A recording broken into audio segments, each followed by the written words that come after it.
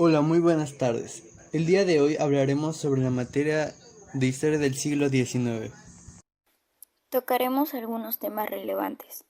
A continuación, mi compañero Iván hablará acerca de algunos temas. A continuación hablaré acerca de las características de algunos gobiernos, como fue el de Guadalupe Victoria, Vicente Guerrero y Antonio López de Santa Anna. Aunque a continuación hablaré acerca de la importancia que tuvo Agustín de Iturbide para la liberación, o más bien dicho, para la independización de México. Para empezar, Agustín de Iturbide fue una de las figuras más importantes de la historia de México. Fue clave en las negociaciones durante el proceso independentista de 1821 y además fue el primer emperador del Imperio Mexicano. Para empezar, Agustín de Iturbide fue una de las figuras más importantes de la historia de México. Fue clave en las negociaciones durante el proceso independentista de 1821 y además fue el primer emperador del Imperio Mexicano. La Guerra de la Independencia de México fue un largo proceso político y militar. Comenzó en 1810 y terminó en septiembre de 1821. Ese conflicto comenzó cuando el territorio mexicano era parte de las colonias españolas y se denominaba Nueva España. Cuando Francia invadió España, destituyó a Fernando VII. Los habitantes de Nueva España se negaron a reconocer la autoridad francesa, es decir, en un comienzo la Guerra de la Independencia fue un acto de lealtad al rey español. Sin embargo, a lo largo de 11 años que duró la guerra, los intereses de diversos grupos guiaron la lucha hacia el objetivo de instaurar a México como un estado independiente de España. En esa guerra fue el primer antecedente del imperio de Iturbide, ya que el imperio fue la primera forma de gobierno que tuvo México una vez que fue declarada la independencia. El Plan de Iguala fue la declaración de la independencia de México y fue promulgado el 24 de febrero de 1821. También se denominó el Plan de las Tres Garantías, porque se basaba en los principios de religión, independencia y unión. Esta declaración instauraba a México como país independiente, pero más específicamente como una monarquía parlamentaria. El Congreso eligió a Iturbide como emperador y fue coronado el 21 de julio de 1822. Guadalupe Victoria asumió la presidencia de la República el 10 de octubre de 1824, hecho que marcó el inicio del México independiente que tanto anhelaba la gente, y cerró la época del dominio español en territorio nacional. Su llegada al poder fue consecuencia de la lucha de la independencia que consumó el 27 de septiembre de 1821, con la entrada triunfal del Ejército de las Tres Garantías o Trigante a la Ciudad de México. Y si bien el verdadero nombre de Guadalupe Victoria fue José Miguel Ramón Adauco Fernández y Félix, decidió cambiar en honor a la Virgen de Guadalupe y a la insurgencia mexicana. Al tomar posesión como presidente en el Palacio Nacional, Guadalupe Victoria tuvo un claro que debía encaminar a la nación en pro de la instauración de una república representativa, popular y federal, con poderes autónomos y conformada por estados libres y soberanos. En su mensaje de juramento como primer presidente de los Estados Unidos mexicanos, planteó que su objetivo principal era establecer alianzas, diploma de la paz y amistad con naciones extranjeras. Fue el iniciador de la administración pública, ya que instauró los tres poderes del gobierno federal y estableció los principios para poder regir la política y jurídica de la República y de las instituciones, base fundamental de la estructura del Estado mexicano actual. En la incipiente democracia también se fundó la Suprema Corte de Justicia de la Nación, SCJN, y se hizo efectiva la abolición de la esclavitud que tanto aquejaba a la sociedad de aquella época.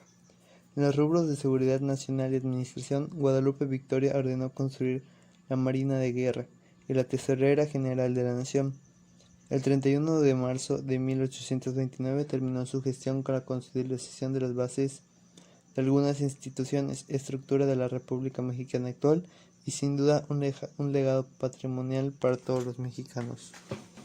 Algunos datos curiosos de él son que su actividad política Guadalupe Victoria fue diputado por el distrito de Durango, senador y gobernador de Veracruz. Participó desde 1811 en la lucha de la independencia dentro del movimiento insurgente bajo el mando de José María Morelos y Pavón. Nació en Villa de Tamazula, Durango, en 1786. Estudió en el seminario de Durango, posteriormente viajó a la Ciudad de México, en donde ingresó al Colegio de San Ildefonso en 1811 para estudiar jurisprudencia. Y una vez al concluir su periodo presidencial, Guadalupe Victoria, primer presidente de México, se retiró de la vida privada y falleció en el castillo de Perote el 21 de marzo de 1843. Después, al estar por finalizar el periodo presidencial de Guadalupe Victoria, se convoca el 1 de septiembre de 1828 elecciones, contendiendo en las mismas a Vicente Guerrero por parte de los liberales y a Manuel Gómez Peraza por los conservadores. Gómez Peraza gana los comicios, pero los partidarios de Guerrero desconocen los resultados. Antonio de Santa Anna se levanta en armas el 16 de septiembre de 1828 en Jalapa, Veracruz, en la rebeldía de los resultados de la elección. Manuel Gómez Peraza renuncia a la presidencia de la República para terminar con las rebeliones. Con ese acto, el Congreso del 12 de enero de 1829 nombra a Vicente Guerrero como presidente de la República y como vicepresidente a Anastasio Bustamante.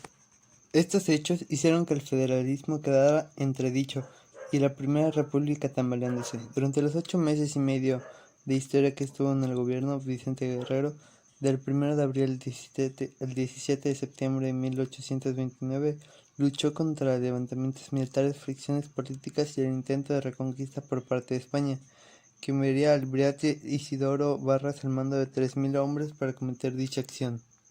Aunque aún queda mucho silencio sobre su vida, las circunstancias que llevaron a Vicente Guerrero a apoyar el movimiento insurgente son conocidas. Huerta Nava, 2007 y Vincent, 2011. Sobre su oposición a la Constitución de Cádiz, Mier recupera en sus escritos una anécdota. El virrey envió a brindar por la Constitución a Guerrero, el más prepotente general de los insurgentes, y según ha contado él mismo a los diputados de Cortés, oyó con sorpresa su respuesta de ser mulato y no poderse avenir a una constitución que la privaba de los derechos ciudadanos. Esta resistencia a la constitución, entre otros motivos, lo llevó a servir a las filas de Morelos y tras el asesinato del mismo a seguir la lucha en las montañas del sur. Antonio López de Santana nació en Jalapa, Veracruz, el 21 de febrero de 1794, de ascendencia española. Antonio López de Santana tuvo una infancia prodigia y tranquila, pero su natural ímpetu lo llevó a ingresar a los 16 años al ejército realista para combatir a las tropas insurgentes. En 1821, luego de romper el sitio de Orizaba, fue condecorado por el virrey y ascendido a teniente coronel. Pronto fue nombrado comandante de la plaza de Veracruz, pero casi de inmediato se adhirió al plan de Iguala, proclamado por Agustín Iturbide y por el cual se pretendía la independencia absoluta de España. Apenas firmados los tratados de Córdoba, en los que México se declara independiente, empezó la polarización de los políticos y militares mexicanos. Pese a que Iturbide fuera su mejor ejemplo en la forma de hacerse del poder, Santa Anna lo desconoció y se pronunció por la República en el Plan de Veracruz. En 1827 Santa Anna aprovechó el levantamiento de Nicolás Bravo para ascender políticamente. Le bastó mostrar su lealtad al gobierno ante la disyuntiva que se le presentaba por la participación de sus hermanos al lado de los rebeldes, para que la legislatura lo nombrara vicegobernador de Veracruz, pero por su gran salto a la política lo dio en 1829, al derrotar las tropas comandadas por el general Isidoro Barras en la campaña de reconquista española. Por tal suceso varios estados lo nombraron benemérito. Encima de su fama, Santa Anna sacó beneficio del descontento que había en diferentes sectores políticos del país con la administración de Anastasio Bustamante para levantarse a principios de 1832.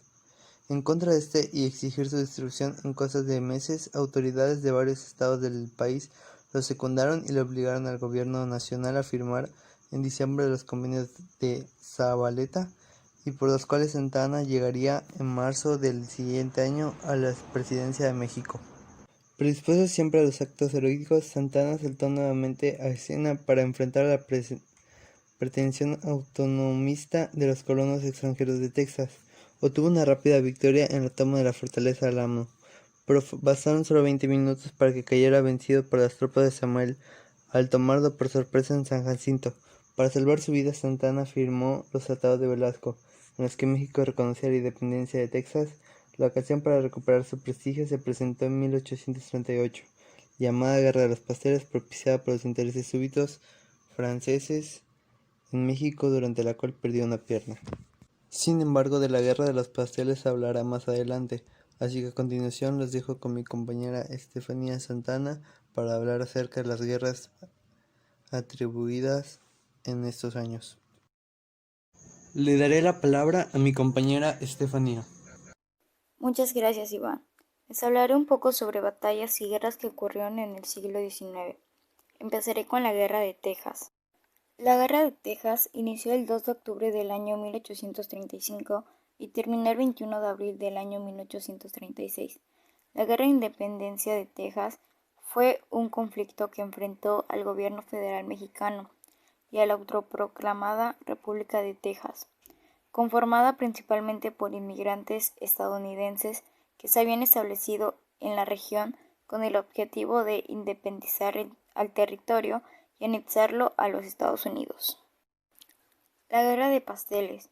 La Guerra de los Pasteles, el conflicto bélico entre Francia y México, llevado a cabo el 16 de abril de 1838 al 9 de marzo del 1839, surgió a partir del reclamo de un francés que poseía un restaurante en México y pedía que se lo indemnizara económicamente porque en 1832 oficiales del presidente Santa Anna se habían comido unos pasteles en su local sin pagar.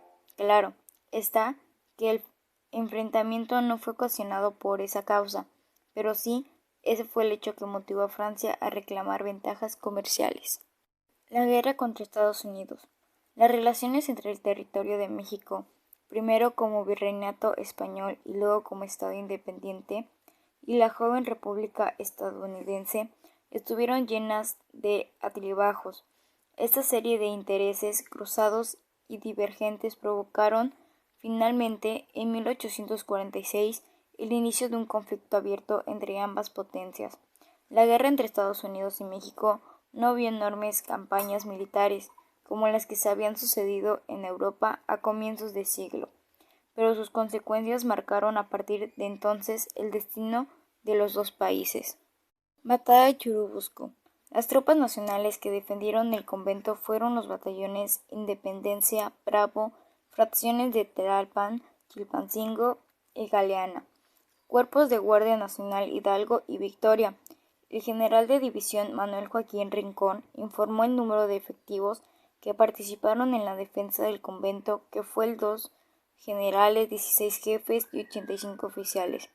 El general Winfield Scott del Ejército de los Estados Unidos Americanos dio la orden al general Tewins de atacar con las unidades siguientes: 1A, 2A y 3A, División de Infantería Regular. Batalla de Chapultepec. Después de la batalla de Churubusco, sucedida el 20 de agosto de 1847, hubo un breve tiempo de amnistía que resurgió con nuevas hostilidades, donde el ejército norteamericano ocupó el Molino del Rey y Tacubaya, dado inicio al ataque al castillo de Chapultepec. Batalla de Benito Juárez. La batalla de Puebla tuvo lugar el 5 de mayo de 1862, después de que Juárez proclamara la suspensión del pago de la deuda externa. En ese momento, los países endeudados, España, Inglaterra y Francia, declararon la guerra a México. La Guerra de Reforma. Se considera que la Guerra de Reforma, o de los 3 años, inició a partir del 17 de diciembre de 1857, con la promulgación del Plan de Tacubaya, hasta el 1 de enero de 1861, con la entrada a la Ciudad de México del general Jesús González Ortega. Este conflicto se liberó entre los grupos conservador y liberal. Los primeros buscaban la permanencia del estado de cosas de la colonia, en tanto favoreciera sus privilegios y que la economía primero se consolidara al interior del país. Por su parte, los liberales buscaban la transformación social hacia una estructura política moderna, con énfasis en el mercado externo. En conclusión, damos por entendido que durante esos tiempos, al país ser una nueva república o un nuevo país, tuvo que sufrir por muchos altibajos para poder ser el país que es hoy en día. Y gracias a esos mismos hemos podido aprender que por muy bien que parezca en un principio un gobernador, nunca hay que confiarse y tratar de dar lo mejor por el país. Eso sería todo. Muchas gracias por ver nuestro video.